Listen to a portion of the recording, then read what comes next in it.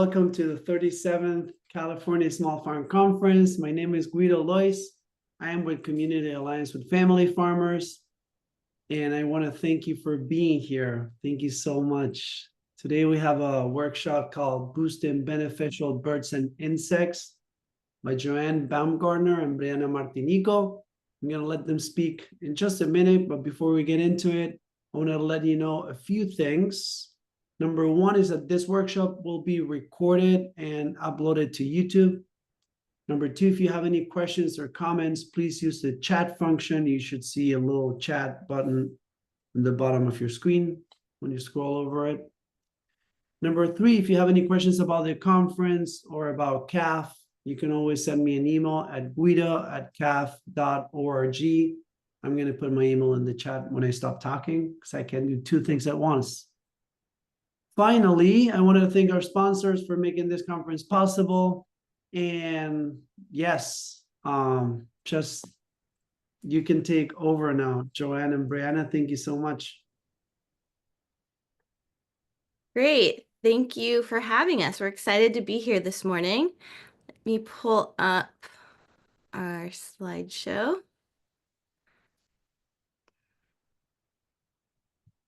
All right, so today we're talking about boosting beneficial birds and insects. We're going to be discussing nest boxes, hedgerows, and other natural enemy habitat.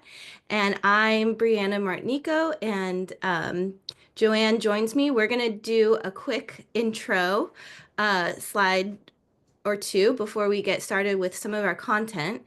And what we want to ask from everyone who's here this morning is in chat, please enter where you're from, what your role is. Are you a farmer, gardener, technical advisor, or something else? What's your position? And what is your favorite beneficial bird and or insect species that you've seen on a farm or a garden? And it's okay if you don't know what that species name is. Feel free to just put a description in, and we're going to try to read a few of them off as we go through here. So I want to start with a little background on myself. I'm a UC Cooperative Extension Advisor, and I work in Napa, Lake, and Solano counties.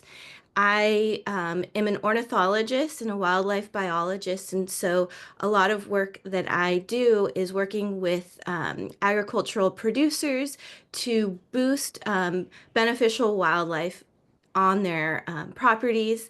And I wanted to share just a couple tidbits about some current research that I'm working in. So this project here, looking at American kestrels and their interactions with agricultural landscapes. So this year we're monitoring over 100 nest boxes across 3 counties, and we're hoping to learn, what types of things kestrels are attracted to, how can we boost their reproductive success, and take into account other things like climate change. And so this is a really exciting project that we're working on this year. Other bird research that I'm part of is a greater collaborative songbird vineyard research group, and it's a collaborative effort between researchers at Cal Poly Humboldt, UC Davis, UC Riverside, and overall we aim to understand the net benefits of songbirds in vineyards. So what are they eating? Where are they foraging? And we're hoping to relate those things to management practices so that we can have better management and stronger beneficial bird populations on farms. And then lastly, in my role, I also host and collaborate with Community Alliance with Family Farmers from time to time for field days and workshops, and just getting people outside to learn about wildlife that's on farms, to understand sustainable pest management practices and things like that. And so let's see. I need to figure out how I can see the chat to see if anyone's responded. Okay, so I just wanted to read off a couple here. So we have, let's see. We have Patricia is a biodiversity coordinator at the California Department of Food and Agriculture, and squash bees are a favorite insect. I see from San Diego and other places. We have, I work with organizations both on good biodiversity and human wildlife conflict. Oh, elephants and smallholder farms. That's awesome. Someone from Watsonville, Trish, is a farmer and she likes great horned owls and ladybugs. Okay, all really exciting stuff. I'm sorry, I'm not going to be able to get to everybody's, but some really great stuff. Oh, I see someone from Andrew is from San Jose, program coordinator for the North Santa Clara RCD, and barn owl is their favorite bird, which is really exciting. I'm also from San Jose, so nice to see people. Okay, so I will pass it off to Joanne so that she can introduce herself and her organization, and yeah, and we'll continue to try to read some of these off. Hi, everybody. Thanks, Breanna. It's exciting to be here this morning, this early Sunday morning, and to have all of you join us. We at Wild Farm Alliance promote viable, healthy agriculture that protects and restores wild nature. And we have this bold 2050 vision for 1 million nest boxes and perches. You're going to hear a lot more about nest boxes and perches from Breanna. We also want to see hedgerows to the moon and back, which is 500,000 miles, which sounds like a lot, but the UK used to have that many miles of hedgerows. So if they can do it, we certainly can. And we want to see the riparian areas be restored on farms. Next.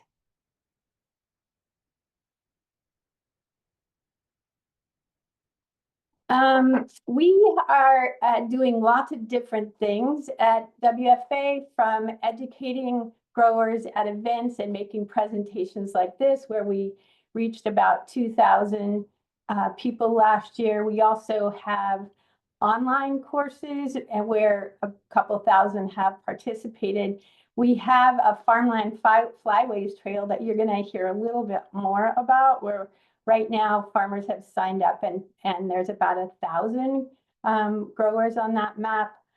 We are helping growers plan and install habitat, and are currently working with about 30 farms and 5,000 acres of conservation practices. We have lots of short videos of about 5 minutes long and lots of views, 100,000 views. We have AmeriCorps members. We actually have one, or we'll just have one because of funding cuts, which is really unfortunate, but that's happening. And we have about 12,000 supporters. Next, please. We do field days. Next. Videos next. Here's the webinars, educational courses. We offer units from DPR and Department of Pesticide Regulation and CCA continuing. I forget what that stands for. Sorry, I'll come back to that. Next. We help growers put in plantings. Next. And we have lots of publications and they're all free. You're going to hear about some of them from me later. And I think that's my last slide for now. Okay, great. Yeah. I will switch slideshows. Let's see. But before I do, just a few other people in chat. I'm getting lots of really great responses. Danae in Woodland, his favorite bird is black-capped chickadee, and favorite insect mason bees. That's really exciting. In Plumas County, we have Allie, executive director from a nonprofit educational garden and orchard, and loves goldfinches and bees. I often see those as well, goldfinches in vineyards and things like that. Okay, going to share this next slideshow.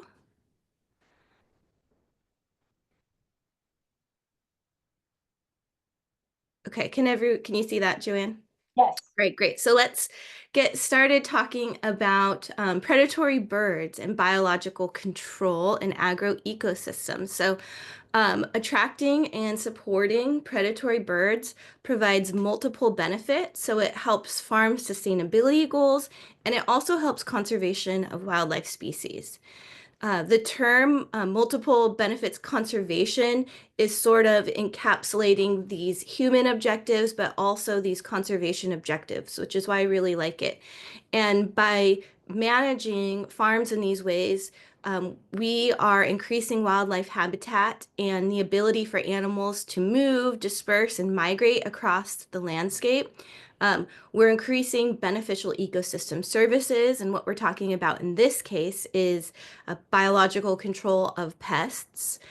Having space for wildlife to move through these landscapes is important and can help to reduce human-wildlife conflict and interactions, and it promotes sustainability within our agricultural system. So I have an example of two kind of landscapes in Sonoma and Napa. And so what I'm talking about in terms of, increasing habitat and promoting beneficial species, having these forested areas intact around your farms. Down here, these riparian corridors are intact, and in some cases, vineyards in Napa have worked with many organizations to increase that buffer between the growing zone and the riparian area, and that helps with all sorts of other ecosystem services besides boosting beneficial birds and insects, but including, flood control, erosion control, and all sorts of benefits with water.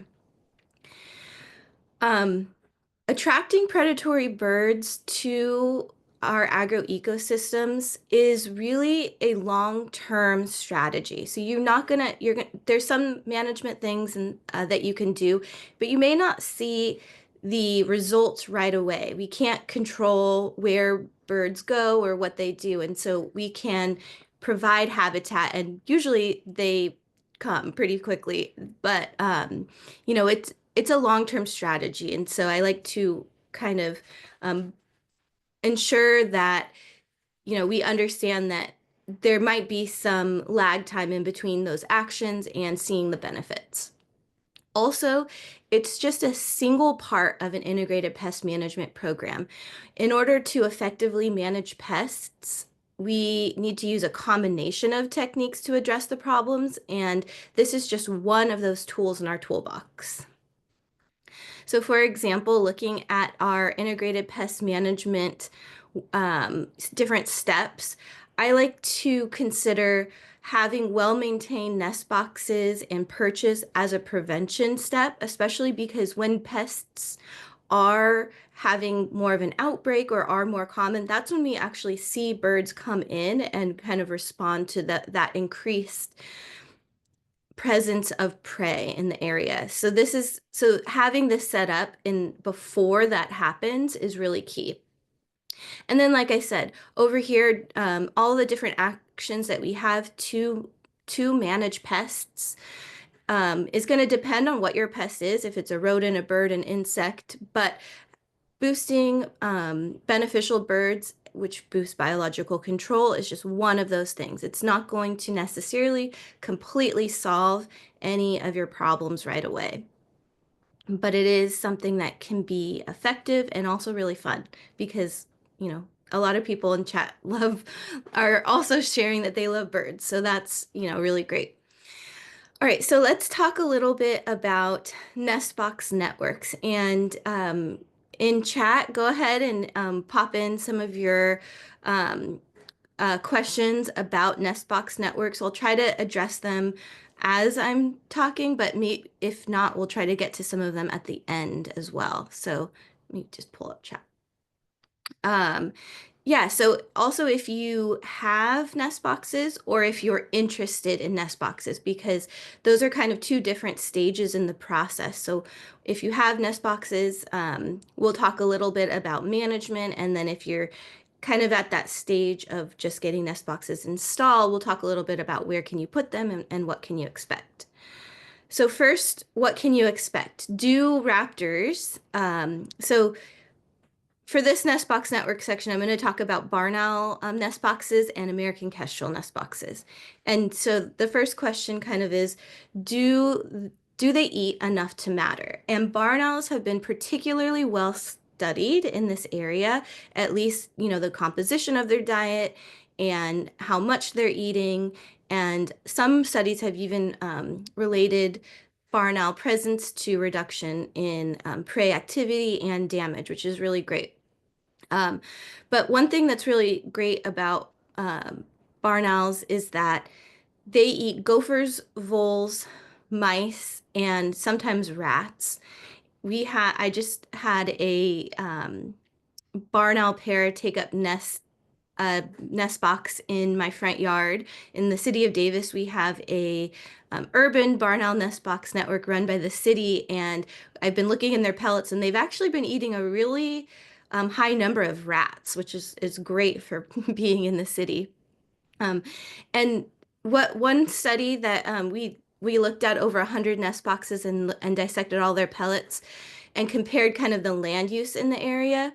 We found that barn owl diet shifted to what the common pest species was. So in orchards and vineyards, we saw them eating more gophers, and when row crops were present, we saw them eating more mice. So that's a really great characteristic. They'll eat what's common and what's there. Some studies have estimated how much they eat, and a single nesting pair and their young is estimated to consume 220 pounds of prey. I really don't know how many rodents that is, but another study looked at with cameras and documented how and how much and what species of prey items they were bringing back, and they counted 3,000 to 4,000 on average per nest, and that's just in a single nesting season. Barn owls can have 2, even 3 nests per year, a single pair, so it's a lot of rodents. And then again, like I was just saying a minute ago, their presence, because they are a predator, can shift prey behavior, and it can cause reduced activity. That's been shown in Napa vineyards with voles and also with gophers and mice. And then it's also been related to reduction in damage overall. American kestrels have been less studied in this area, but there has been some really great research out of Michigan, and they found that cherry orchards with nesting kestrels had lower fruit-eating bird abundance, and that resulted in a measurable economic benefit in their cherry harvest. And then they also noticed and measured less rodent activity when kestrels were present. A graduate student at UC Davis, Mary Badger, who I collaborate with on some of the kestrel work, she looked at some beak swabs of kestrels that were foraging in agriculture. She collected some trace prey DNA off of their beaks and amplified and sequenced it and matched it to species with a barcode. And she was able to determine that they're eating all sorts of things from crickets to grasshoppers, flies, moths, including pest birds like house finch, starling, and house sparrow, and pest rodents like voles and house mice. And so kestrels, I really like to describe their diet as in between kind of a bluebird that's eating a lot of insects and a barn owl, which is eating tons of rodents. So they kind of cover those larger insects, and they also are targeting birds, which can be beneficial. So let me just see. So let's see. I have 3 barn owl boxes, and it took 5 years for the owls to move in. Okay, yeah, that can be common, so I'll cover that. It really just depends on how many owls you have in your area. Owl nests or owl populations can fluctuate year to year based on the prey species available and also weather. So they don't track their prey one to one, but if there's like a really good rodent year, the barn owl population may increase. But if the rodents are low overall, they're going to they might move to different areas where there's more prey. And so we see natural fluctuation. So it can really be dependent on the year and location. So on this slide here, I like to highlight how barn owls they look really funny when they're developing, but they also have a really long developmental stage. And so this is 4 weeks on incubating their eggs, and then another 8 weeks growing from hatching to fledging. And then the parents will still kind of watch over them for another week or two after they leave the nest box. But for barn owls in California, egg laying typically can start in late January, February, and that's kind of average. But we do see that early period in birds is a sensitive period because they're trying to evaluate, are we going to be safe here for 3 months? And so that's why I like to show this slide and highlight that barn owls kind of have this exceptionally long breeding season because it starts as early as January and it can last several cycles, that we should be cleaning and maintaining our nest boxes earlier than winter. We should be checking those in late summer and fall so that we aren't disturbing them during that sensitive nesting period. So here's some pictures of funky baby kestrels as they grow. They're a little bit cuter, I think, but they have an incubation stage that's 30 days, and then they can actually develop in 30 days. So it's a whole month shorter than barn owls, and they have a really truncated breeding season. They are really kind of like what you would think of as a bird that breeds in spring. So in April, May, and June, and sometimes in July, but it really trails off and is really truncated by that. So nest box installation. So where should we put, or when should we put up nest boxes? So again, if you're installing new nest boxes, if you get them up in late summer or fall, they're going to have the best amount of time to find those nest boxes before they start kind of getting ready to breed. So they're pairing up and they're picking their nest box and they're holding territory over that before they're laying eggs. So it can take 2 to 3 or even up to 5 or more years in some cases for birds to find nest boxes. Owls are particularly more abundant than kestrels because they are more widespread and they're a less sensitive species. Whereas kestrels, they're a little bit more sensitive in terms of human activity. They shy away from that a little bit more. And they're also declining. And so we're seeing drops in their numbers on nationwide surveys, and especially in California. And so they're just in areas that have had nest box networks for 5 or more years, we're seeing those numbers start to come back. And so that's a really really exciting, but it's not something that you can put up a kestrel box and you're guaranteed to have kestrels nesting in it within, the next year or so. This one, I also caution that you really should have kestrels and know that kestrels are in the area before you start installing kestrel nest boxes, just to ensure that success. Whereas barn owls are pretty widespread. So if you are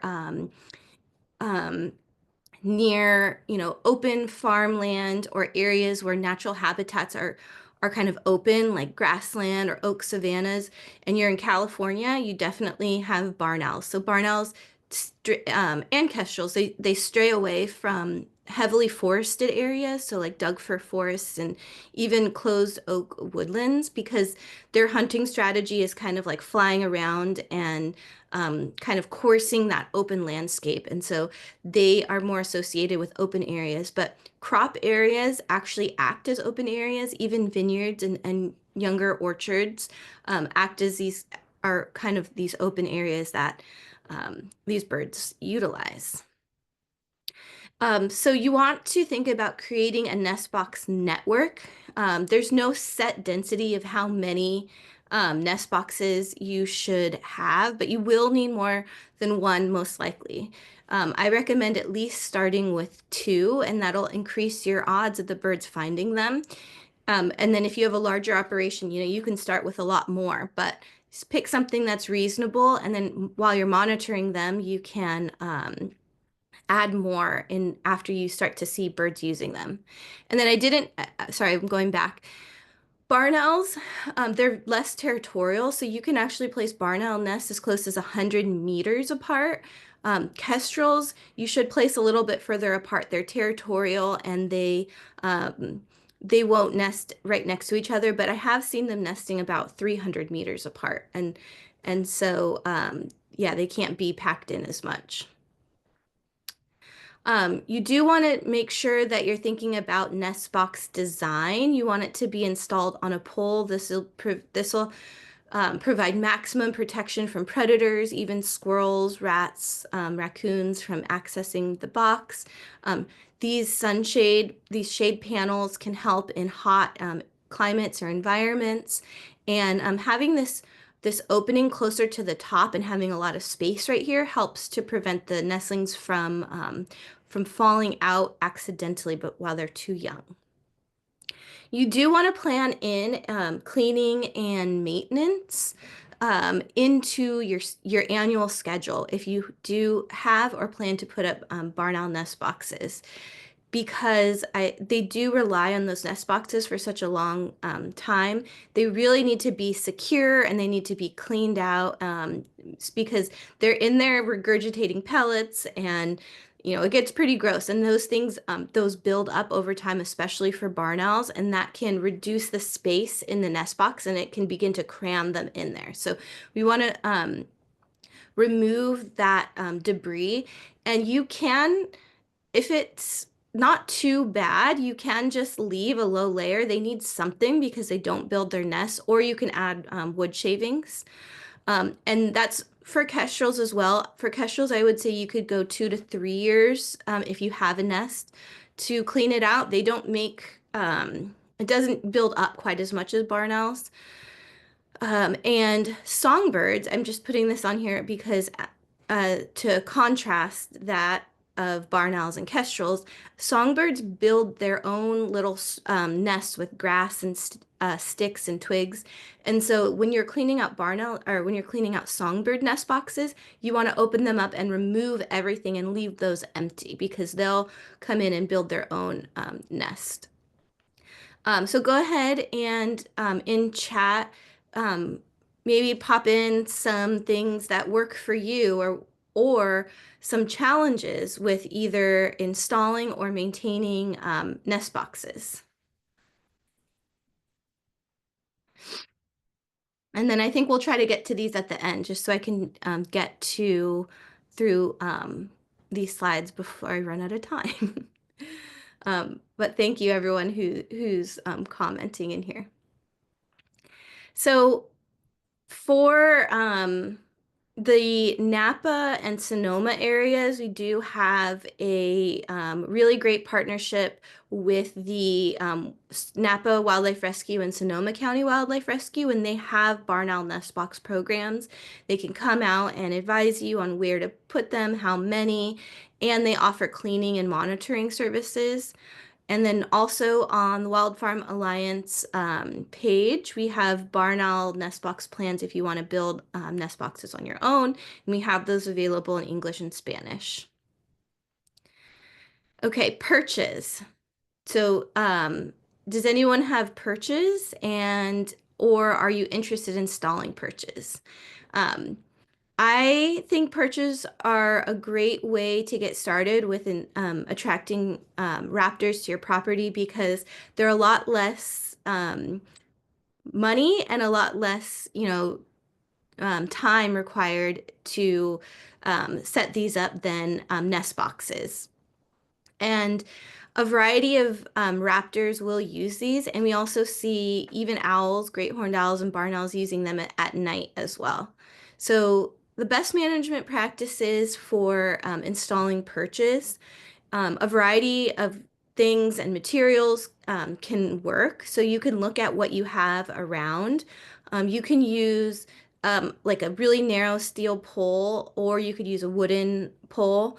But the main things that you should look out that you should think about are having this be a wooden cross beam, and that's just so that it doesn't get too hot and burn the raptor's feet in the summertime. And also 15 feet high is optimal. So you don't need to make it super tall, like 20 feet, but you may not have as much success if you are only able to get it up 10 feet. And where you place them, you want them to be in open areas where other natural perches don't already exist. And so around crop fields, you want those perches to definitely be taller than the crop. You want to place them, if you have topography, you want to place them in the highest area, so on the top of hills and ridge lines. Those are going to get used more often than things that are kind of at the bottom of a hill, or even things near trees or riparian areas. You want to place them kind of out in the open. And so if you do have perches, go ahead and share what worked and if you had any challenges. Here's some examples. So this is an olive orchard, and this perch is sticking up over the top. Here's a vineyard that has a rolling kind of hillside, and so at the top of the hill, the perch is here. And if you have existing infrastructure, fences, or sometimes even the vineyard trellis system, if you aren't doing any type of overhead spraying, you can actually just attach perches to that sort of thing, and then you don't necessarily have to dig a hole or use cement to place that. And barn owl nest boxes make really great perches, so that's just a benefit of barn owl nest boxes. Other species of raptors are going to perch and also, hunt and then also eat on top of those boxes as well, which isn't a problem. Most of these nest boxes are active, and the raptors typically don't bother the nestlings inside. Okay, so onwards to songbird nest boxes. And I think I already saw in here that some people do also have owl boxes and songbird nest boxes. And so a variety of native songbirds will use these songbird nest boxes. But I like to really highlight Western bluebird. This is kind of, I think, in terms of songbirds, a farmer's best friend. They eat a lot of pest insects, and they readily take to these songbird nest boxes. And another common one that you may see are tree swallows, and in higher elevations, you'll see violet green swallows, which are going to be similar looking. So they will be flying around and eating on wing. They're going to be eating a lot more mosquitoes and aquatic insects and things like that. They have these bristles on their mouth, and they open their mouth really wide, and as they're flying around, they kind of just gobble those insects up. So here are two nest development stages of a Western bluebird and a tree swallow. And one thing really interesting about the nests that they build is that it's species specific. So for Western bluebirds, they make these grass nests, and they have this little cup, and they have blue eggs. Sometimes the egg color can look whitish as well. It's not always, there's some variation. So it's not necessarily deterministic, but the difference between a bluebird and a tree swallow is that tree swallows will line that cup with feathers. So they'll fly around and they'll find chicken feathers. And in this case, I think they found some guinea fowl feathers because this farm had a flock.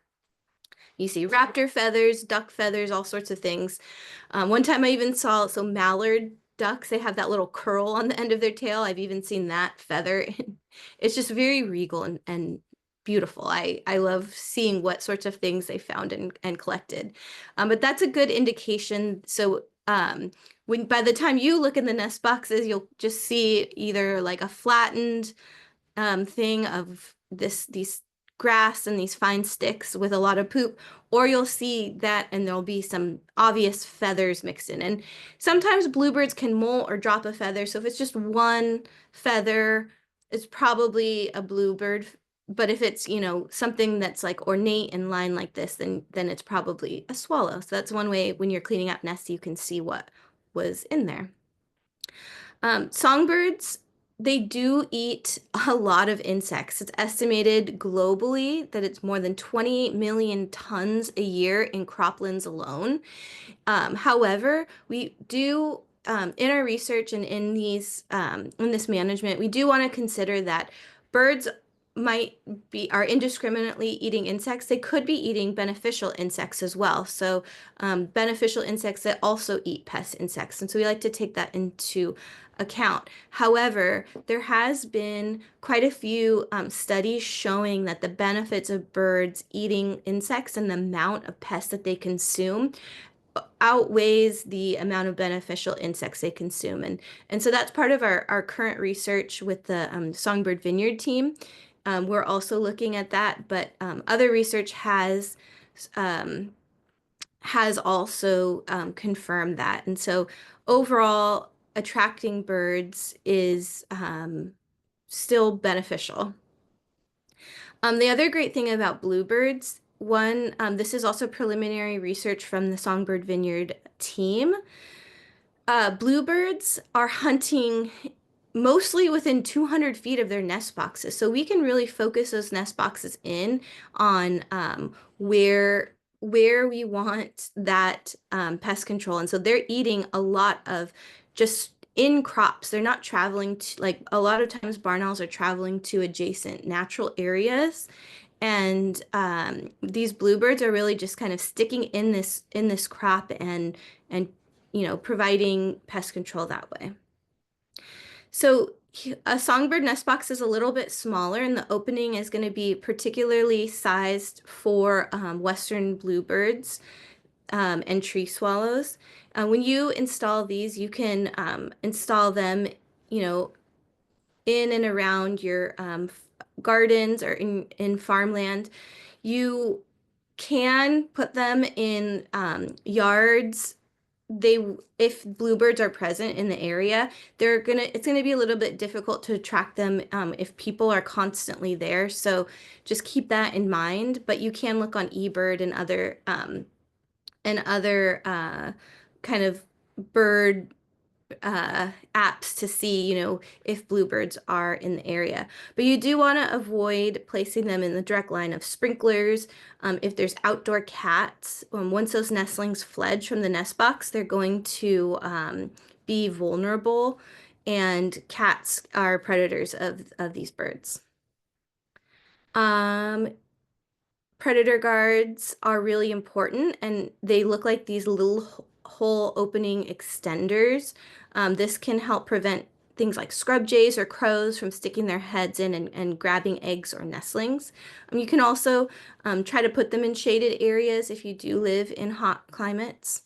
And then lastly, I want to just share a couple best management practices that we found from monitoring over 1,000 nest boxes in Napa. And we investigated, you know, things like what did the surrounding landscape look like? What was the local vineyard, you know, habitat, and how is that managed? And where were the nest boxes placed? And for new installations, I think the best things that you can do are use predator guards on your nest boxes, using a freestanding pole and having that be a little bit away from the trellis system so that predators can't climb up and hop onto the nest boxes like mammalian predators.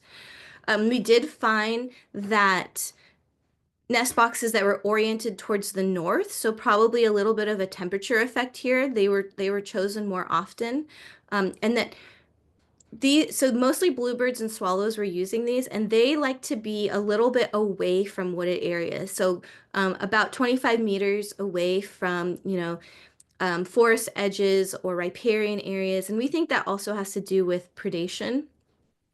And then another action that you could do is use cover crops. So we did find that in vineyards that had cover crops, we had higher bird abundance, and we're thinking that maybe there's more food in those areas. And then again, if you aren't having success, you can move your nest boxes. And then lastly, forested areas, you might have less success with bluebirds and tree swallows, but you could get other species, so like house wrens or maybe violet green swallows. And then swallows are going to be more attracted to areas where water is nearby in the landscape. So sometimes you might have to add more nest boxes if you get swallows because they are a little bit more colonial. You'll see higher numbers of them, and they're also really, really pushy, so they can push out the bluebirds. If you want to learn more about nest boxes, you can visit this Cornell website at NestWatch. If you want to learn about the bird species that are on your farms and gardens, you can download this Merlin ID app, and it shows lots of pictures, and you can also record the bird song, and it'll give you an idea of what is singing around you, which is really cool. And my email is here. If you have further questions that we don't answer today, my Instagram is at UCWildAg, and my website on the Napa County UCNR page has handouts and other things that can, provide information for these practices. So with that, I'm going to hand it over to Joanne so we can learn about how to support beneficial birds and insects with habitat. All right. Thank you for that fantastic presentation. Let's see. I'm going to share that. And I think this is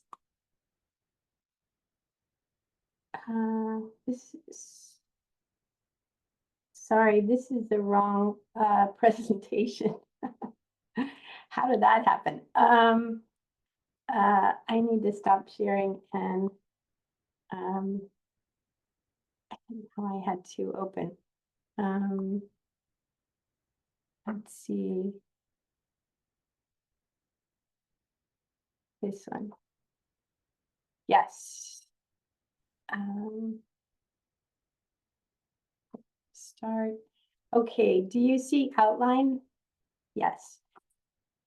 Okay, so this is what I'm going to cover, our farmland flyway, that we're going to delve into insects, beneficial insects, their needs, complementarity, what kind of habitat and where do you put it for insects. Then similarly for birds, their needs and what kinds of habitat and plants specifically, and then how you install habitat.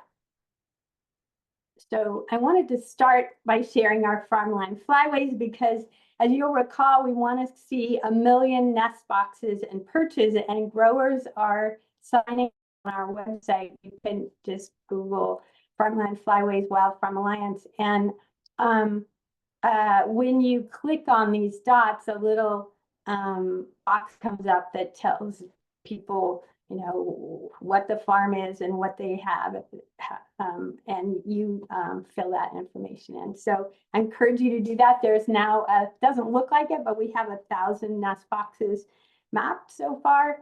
So we have a ways to go, but with your help, we're going to get there. So I want to talk about this new publication we just released, Managing Pests with Predator and Parasitoid Habitat. We actually have had an earlier version, and now it's final, and it covers 10 different crops. One of the accounts, the one on walnuts, Community Alliance with Family Farmer staff wrote, and we wrote the other 9, so it was a nice partnership.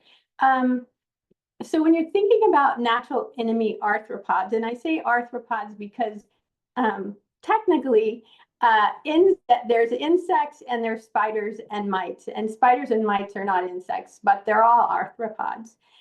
And what they need is this acronym SNAP, which means shelter, nectar, alternative host, prey, or energy sources, and pollen. So that's a really easy way to remember what these organisms need. Bill Snyder, who's a professor at University of Georgia, talks about complementarity, which is if you provide SNAP and different insects need different kinds of those resources, then they can complement each other to help keep pests low. He also talks about this blanket of attack. And so we work to create this graphic where over here on the edge is field edge habitat. It could be a hedgerow, it could be a woodland, and you're going to have beneficial insects occurring in there and moving out. You're also going to have alternative food sources, which I'll get into. You could plant pollen source, like corn has a lot of pollen, and keep organisms like predatory mites happy and thriving. You can put infield habitat, which really draws the insect in from the edges, like alyssum. Syrphid flies really like that. Planting cover crops, keeping the ground covered is good for birds, we heard, and it's also good for insects, both because they flower at times, but also there's cover for hunting spiders and predatory beetles. And then also having that cover under orchards is good. And having structure is good because that provides web sites for web spinning spiders. So field edge habitat, like hedgerows. And this is I think that's a syrphid fly on the Ceanothus, and a predatory or parasitoid wasp on coyote brush. This is a hunting spider, a crab spider on buckwheat. It's a perennial native buckwheat. This is a native snowberry, and this wasp has attacked the caterpillar, which you can't really see, but its parent did, and the eggs were laid, and it just emerged out of one of these cells. And this wasp will attack tomato hornworm. As an example, I mean, there's all kinds of wasps attacking different kinds of caterpillars and aphids and other organisms.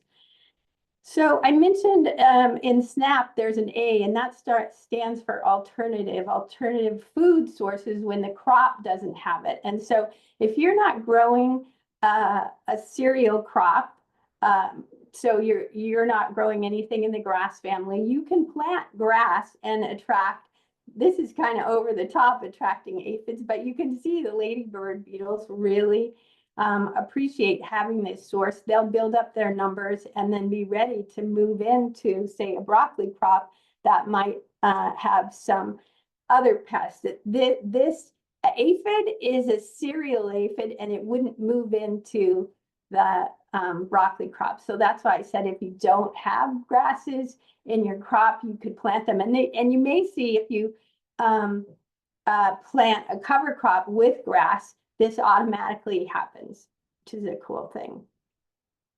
But besides alternative prey, this is a tachinid fly, and it's a predator or parasitoid, and it will attack this oak moth on oak trees when there's no food around, because tachinids will go out and attack crop pests too. And so having oak trees, which have tons of caterpillars that don't move into the farm, is a really good way to provide that alternative host. And Houston Wilson talks about how he studied providing coyote brush and blackberry, although in vineyard situations, he studied that blackberry was important, but we don't recommend planting blackberry in vineyards because of Pierce's disease. However, coyote brush is all over the landscape, and both of these plants support an alternative food source for a parasitoid that attacks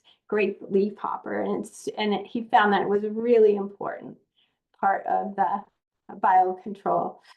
So I mentioned both like hedgerows, but then there's infield habitat, and this is an image of both alyssum and Celia, and here there's two different kinds of syrphid flies. And the idea is to bring the beneficials in from the edges.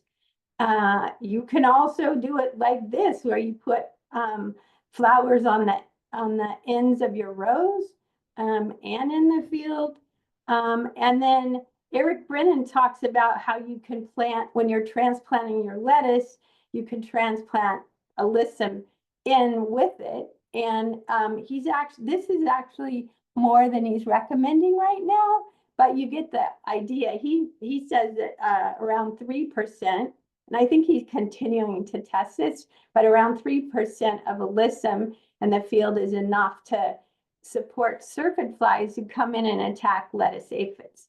And it's really, really important in the Salinas Valley, where organic production is huge, organic salad mix and other lettuce production.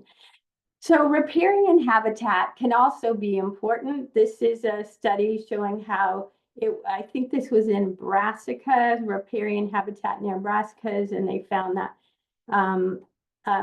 parasitoids were coming out of that riparian habitat and helping with pest control. Forest edges can also support parasitoids, and this is diamondback moth was studied, and it's one of the most terrible pests in brassica crops. And so it's interesting that having some forest really can help support these beneficials.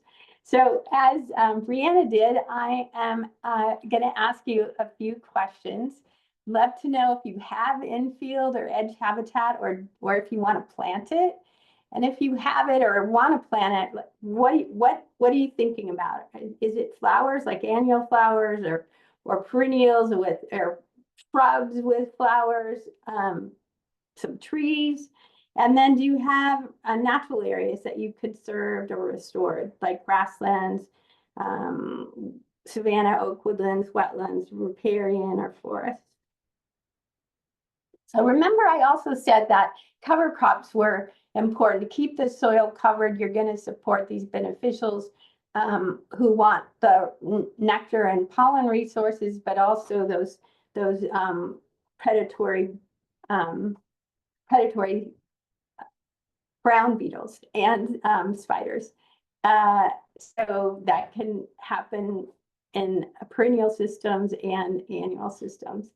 And keeping some kind of mulch there is going to support, more wild nature, like snakes, which can be beneficial, and those other predatory insects.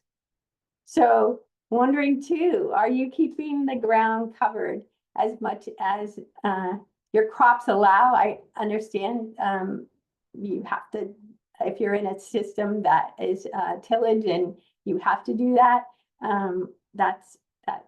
that makes sense. But the point is to try and keep the ground covered as much as possible so you can support these organisms.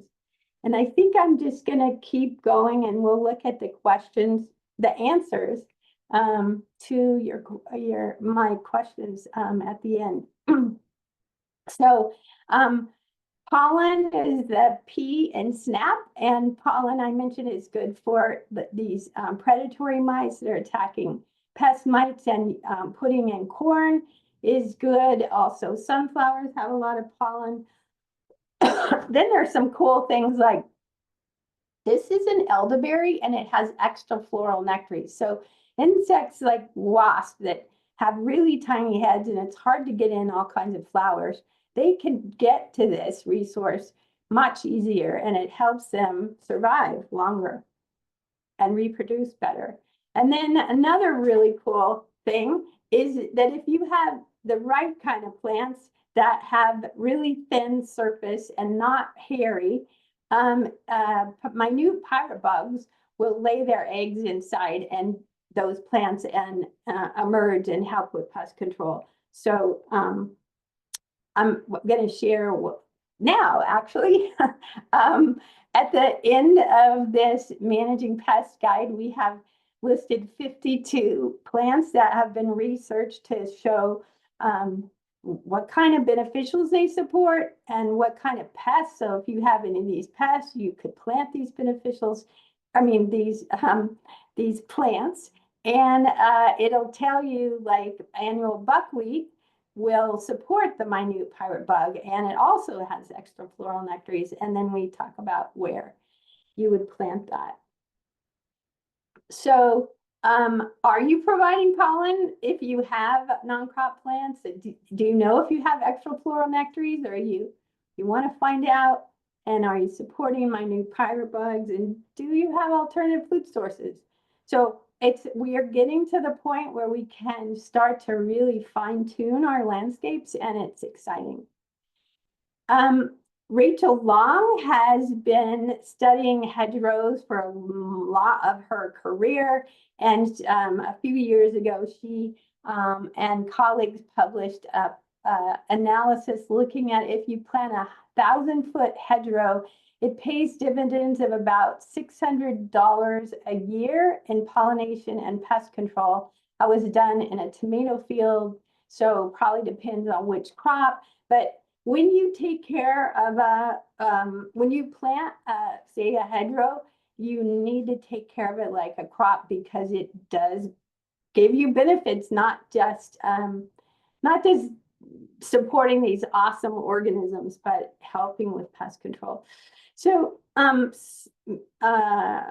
some years ago, we published this guide, Supporting Beneficial Birds and Managing Pest Birds. I'm a co-author with Dr. Sarah Cross and Dr. Sasha Heath. And this is Sarah's slide.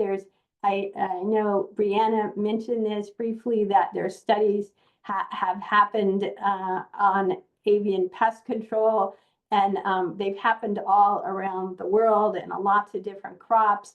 And we looked at 120 studies that were looking at pest control, and found that 90% of them showed that birds were beneficial, and 3% showed that they constrained pest control, i.e. they ate some beneficial insects or some other constraint occurred. I studied birds eating codling moth in apple orchards. When the codling moth overwinter on the bark, the birds that's their job, to go and find these. And I found up to about 90% of the overwintering codling moth was eaten. But there's other studies that have shown different levels. But I want to give you a perspective of, now these two birds will nest. You heard about the bluebirds on the right, but this is the chestnut-back chickadee on the left. And what the point I want to make is that during nesting season, they'll feed their kids about 150 times a day. And because over a 15-hour period, and every time they're bringing at least one insect, maybe a lot, like that chickadee. So thousands of insects over a 3-week nesting period. And maybe it's even more. Bluebirds will nest 2 or 3 times. And so they can help make a difference. Birds have similar needs to humans.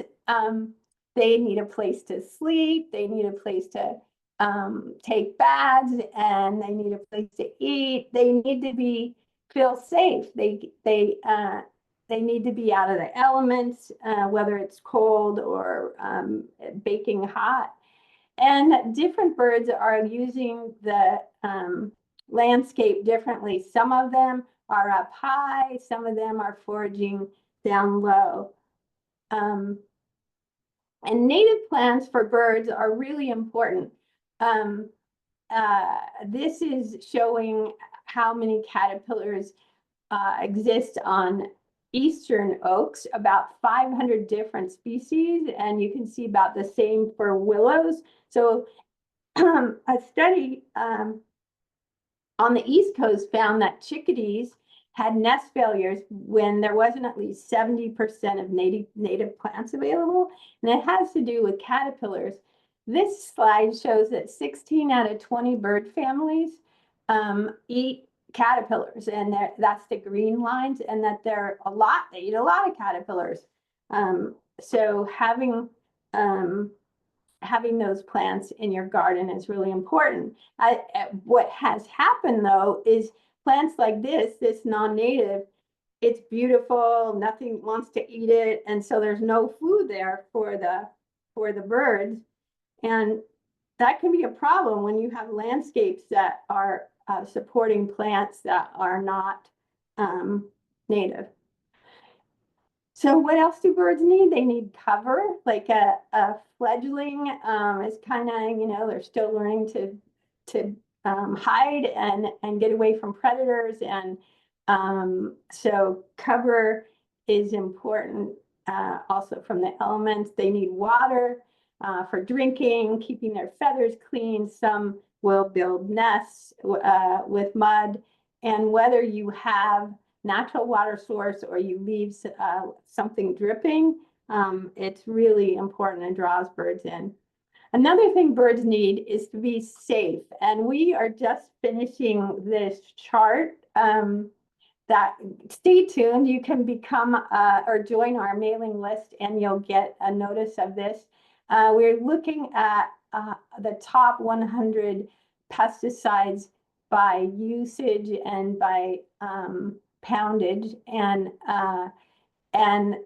both organic and conventional. And we're finding that 80 of the conventional pesticides are high or mildly high at acute toxicity for birds, and only one is acutely high for organic pesticides. And I list that, like, the rodenticides are really terrible for raptors. And Breanna mentioned she's studying a piece of that in her Kestrel study, but she has also done a lot of that analysis in the past. And for organic, the copper sulfate can be really toxic for birds. So that's what they need. So how do you support them? We're in the middle of creating this tool right now. It's a habitat assessment native plant tool. Right now it's an Excel tool, but we have some funds to create an app for it. And the first 3 pieces of the 7-part tool look at what's on the landscape and where can you put more habitat. And then the last 4 specifically look at what native plants would be most supportive for birds. And it's scoring system, so it helps with you can mess around with it and get a higher score and figure out what works best. While we were creating that, we realized that we also wanted a printout. And so this is from our tool, and it's rating 160 native plants, and you can download this. It's the beneficial bird native plant chart, and you can see there's different symbols for, like, if the food is there year round, that means these flowers, or if it's a dark caterpillar, they support a lot of caterpillars versus blue is not so many. And this is a general habitat of food and nesting. And anyways, I'm not going to go totally into that, but just to say we look at parameters like as the climate changes, we don't want farmers to, for instance, put all deciduous plants on their farm because in the winter there's not enough cover. So we're looking at generally where birds are hanging out, and we're reflecting on this huge database from Cornell Ornithology, where they have collected 100,000 journal articles. And we're looking at seasonality, like I mentioned, when food is available. Who knew that these tree swallows will eat waxy fruit or seeds in the winter, but they do, the wax myrtle. Caterpillar food I mentioned, and then which plants provide food.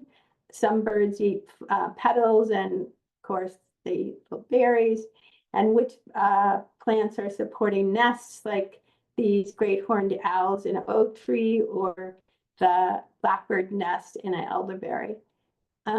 So I wanted to get you thinking about, and to share what are, or if you did put in plantings already, what were your goals for the plantings? Were you thinking about predators, parasitoids, and alternative pests? And I mean for insect arthropods. Are you thinking about birds or pollinators, which can be both, insects and birds? Is it erosion control? Do you need habitat for a windbreak, like or intercept dust, or have a visual barrier? Is it weed displacement or carbon storage? And all these things can be helpful. Just a couple more slides about how beneficial birds are. This is a study where up to about 80% of kale pests were eaten by birds closer to hedgerows and far away. On average, it was 24% of the pests. This was just a row of sunflowers planted next to organic vegetables, and they helped reduce pests. When corn and soybeans have been planted next to prairies, the prairie birds come in and reduce corn and soybean pests. And that was in the Midwest. Back here in California, alfalfa pests, alfalfa weevils were reduced by over 33% when there was at least a couple of trees in the fields. So when you diversify the farm, as opposed to not just one crop, but you have different crops, and you have edge habitat, you're gonna diversify the bird community and the pest control services that they provide. And so you can design your farm to make the most of the birds' foraging strategies. Like there's birds that are capturing aerial prey, some are aerial and ground prey. Here, these are ground prey, and these are tree prey, orchards. So say if you have a landscape like this with a hedgerow and there's some connectivity with habitat connections, maybe you have some pasture, riparian habitat, non-crop areas, and crop diversity, and some trees with cavities, you might get all these birds helping with pest control. And Breanna already talked about this Merlin ID. If you don't have it, get it. It's free. It's amazing. Farmers love it. So what habitat is working, and are there any problems with habitat? That's another couple of questions I wanted to run by you. And then I think I want to stop here. You can download this document, or let me just go really fast through it. It just helps you with installing habitat. You need to make plans, so look at our managing pest guide, our plant chart for birds. You can also look at CAF's hedgerow manual. This is just showing you to keep the plants safe, and when you're transporting them, you spread them out into different categories before you plant. You lay them out, and put compost in those hole, fill the hole full of water so it's really wet when and moist when that plant goes in. You want to put a couple of drippers on each side of the plant. This is all covered in this document. We always mulch. We always, if there's rabbits or deer, we're going to put protection. Sometimes we put protection underneath for gophers. And there is some funding available to help you, both state and federal funding. And here's our contact information. And I'm going to stop sharing. And how about if we open it, or Breanna, you probably have a sense of some questions, I'm guessing. Do you want to go over a couple that you missed that were asked for you? And we have 4 minutes left. Sure. Thanks, Joanna. I learned a lot from your presentation. A couple of questions that I saw in chat were about interactions with raptors or nesting songbirds and chickens. And raptors, especially red tails, they may try to, they could try to go after chickens. So I don't recommend putting perches if you have free-ranging chickens. You do have to remember that red tails, for example, are eating, they're mainly sustaining themselves on rodents, gophers, voles, even ground squirrels. So they are going to be focusing on that, but I kind of describe raptors, the way they're predators, it's kind of like cats. They're like, oh, this thing's moving. So if your chickens aren't protected in a coop, then that could be problematic. So that's something to watch out for. Someone else asked about parasites and chickens. And so I would not recommend placing songbird nest boxes on chicken coops. I would make sure that they were freestanding. It's not that every single songbird nest box has parasites, but if they do have a parasite infestation, they can crawl out of that box. And I am not an expert on whether or not that interacts with chickens, but I would, to be extra careful, I would just make sure that they were on a freestanding pole and not, attached to the chicken coop. I also got a question about spacing for nest boxes and for thinking about multi-species in a single farm or landscape. So like I was saying before, barn owls, they're pretty non-territorial. Kestrels are a little bit more territorial, and so they would need to be spread out more.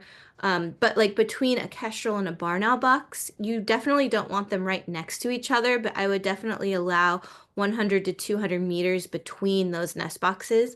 One thing that's really great about barn owls and kestrels is that barn owls are out at night and kestrels are out during the day, so they're not the closest of their nest boxes. There's really, small chance that they'll actually be interacting with each other. And so you can have them on the same landscape. You can put those up even if you have great horned owls and other raptors nesting on your property. But they do, they coexist naturally, but they do interact. So great horned owls can be bullies. They can predate the other raptor species, but I don't think that precludes someone from, boosting habitat and their property with nest boxes, because those things coexist naturally. I think that, there's only so much that we could do. And then I think that brings us to the end of our time. Yeah. Actually, totally lost track of time. Can I just So say good. Thank you.